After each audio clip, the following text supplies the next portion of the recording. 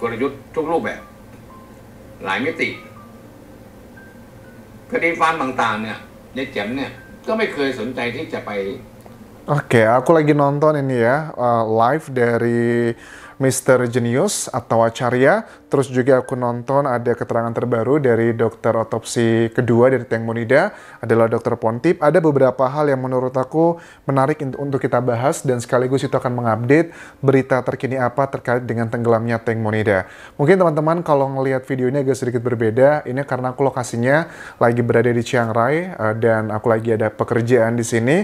Tapi nggak usah khawatir, aku akan tetap selalu sediakanlah waktu untuk ngebahas kasus Teng Monida. Jadi please teman-teman subscribe channel YouTube ini karena aku cek juga belum sampai 50% para penonton yang sudah pencet tombol subscribe, hanya cuma nonton tapi belum pencet tombol subscribe. Nah, jadi please subscribe biar aku semangat ya. Oke, langsung aja sekarang kita update perkembangan terbaru apa. Yang sekarang ini adalah yang menjadi perdebatan di media massa Thailand dan juga netizen.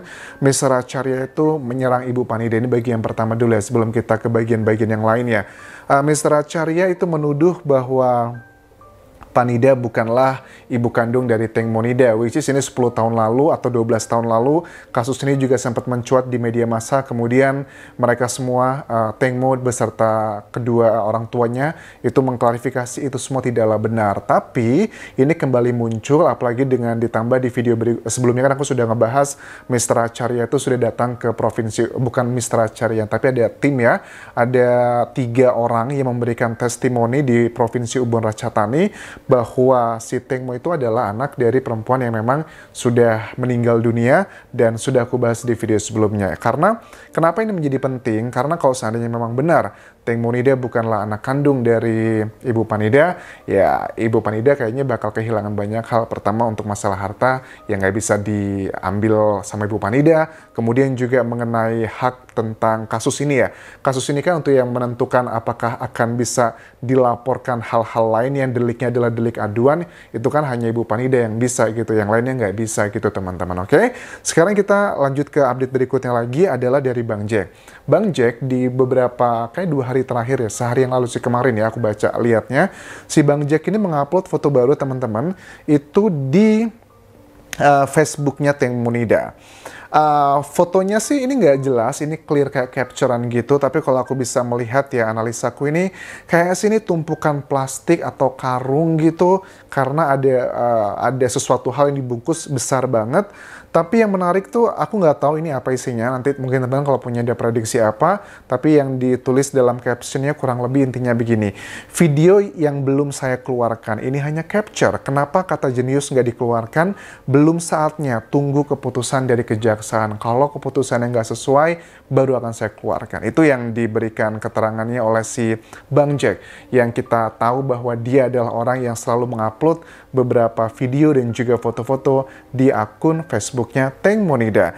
Nah, mungkinkah gara-gara statement ini Mr. Acharya Ruang Ratanapong atau Mr. Genius di tanggal 25 Juni itu datang ke kantor Kejaksaan Nonthaburi Thailand untuk melamporkan Deca mantan pengacara Ibu Panida.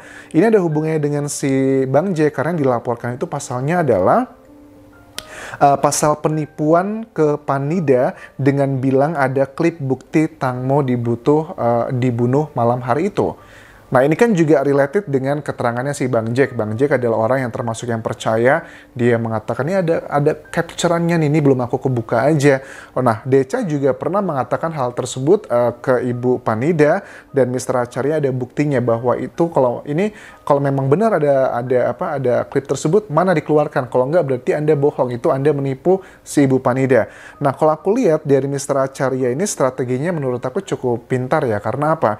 Kalau seandainya Mr. Deca ini memang bohong, tidak ada klip tersebut, dia akan kena pasal. Atau kalau Mr. Deca bilang, wah enggak, saya nggak bohong, memang ada klipnya, pasti akan dikeluarkan. Dan itu bisa menjadi satu alat bukti. Apapun pilihannya, Mr. Acharya atau Genius akan mendapatkan keuntungan yang which is itu adalah mendekati dari kebenaran yang merujuk menjadi petunjuk sebenarnya apa yang terjadi di malam kejadian. Nah, kemudian kalau kita sekarang beralih ke siapa lagi nih ya? sebelum kita ke Dokter Pontip, ada juga keterangan dari si pengacara Citra ya. Citra ini kalau nggak salah pengacara yang juga ngebantu Gatik ya, yang dia bukan pengacara di dalam kasus ini, tapi sebagai penasehat. Si Citra ini mengaku bahwa dia juga sudah diperlihatkan kok video tersebut yang menjadi perdebatan antara Bang Jack, Mr. Genius, dan juga si Mr. Deca tersebut. Oke, itu adalah update mengenai ketiga orang ini, drama-drama yang terakhir di tanggal 25 Juni, dan memang sudah dilaporkan. Tapi belum ada nih, kan sudah dilaporkan, tapi juga pasti akan ada tahapan di mana ada untuk melakukan klarifikasi. Nah, sekarang kita bahas adalah mengenai Dokter Pontip. Nah, Dokter Pontip juga menurut aku, terlepas dari kemampuan yang beliau miliki ya, hari ini juga aku mendengarkan wawancara Dokter Pontip agak sedikit kurang begitu puas sih. Kenapa? Karena Dokter Pontip bilang, luka di Tengmo itu terjadi sebelum hari kejadian di tanggal 24 Februari tersebut. Lukanya itu nggak disebutin spesifiknya di mana aja, tapi yang kita ketahui ada 26 luka. Nah, jadi gini, yang pasti ini bukan luka karena yang luka panjang 30 cm itu ya, karena kita tahu ya, dari otopsi pertama, kedua, terus juga pemaparan, itu memang ada indikasi, bukan indikasi lagi, tapi memang sudah disebutkan, pertama itu kalau nggak salah cuma 18 luka menjadi 22, dan terakhir menjadi 26 kan ya, ada luka-luka yang bertambah. Tapi Dokter Pontip mengatakan, ada sebagian luka di tubuh Tengmonida itu sebenarnya setelah dilakukan penelitian lebih dalam secara ya otopsi dan sebagainya, katanya itu terjadinya itu sebelum dari tanggal itu, tapi nggak diberikan spesifikasi yang mana aja. Tapi kalau menurut aku, kalaupun itu benar, karena kita kalau ngomongin data ilmiah kan juga salah satu cara untuk meredam rasa ego kita, rasa ya kita kan pasti setiap orang punya ego masing-masing ya. Bagi aku data ilmiah itu bisa meredam ego asalkan data ilmiah tersebut adalah yang real dan tidak ada indikasi manipulasi. Karena kalau aku lihat dari komentar netizen mengenai video ini, banyak yang setuju sih dengan pernyataan Dokter Pontip, karena Dokter Pontip tidak mengindikasikan luka yang sebelum terjadi di tanggal 24 tersebut, sebelum hari kejadian, adalah luka yang fundamental, which is yang 30 cm di paha kanannya Tengmo. Itu akan menceritakan banyak hal, tapi luka-luka kecil-kecil mungkin aja yang di punggung, di sebagainya. Tapi aku juga menjadi salah satu knowledge baru lagi ya pada saat aku ngobrol dengan Dr. Hastri di video yang sudah aku upload sebelum video ini. Dokter Pontip juga mengatakan bahwa kalau tubuh manusia itu sebelum dia tenggelam terus ada luka sobekan dikit aja, itu akan menjadi cerita yang berbeda lagi. Karena dari robekan sedikit aja, itu akan ngebuat lukanya pada saat di sungai, apalagi sungai Copraya, yang which is itu butek dan juga banyak kotoran serta panas, itu akan ngebuat akan jadi luka yang lebih lebar dan lebih panjang lagi. Kalau untuk lebih detailnya, kalian bisa cek di video sebelumnya mengenai obrolanku dengan Dr. Hastri, yang merupakan ahli forensik di Indonesia.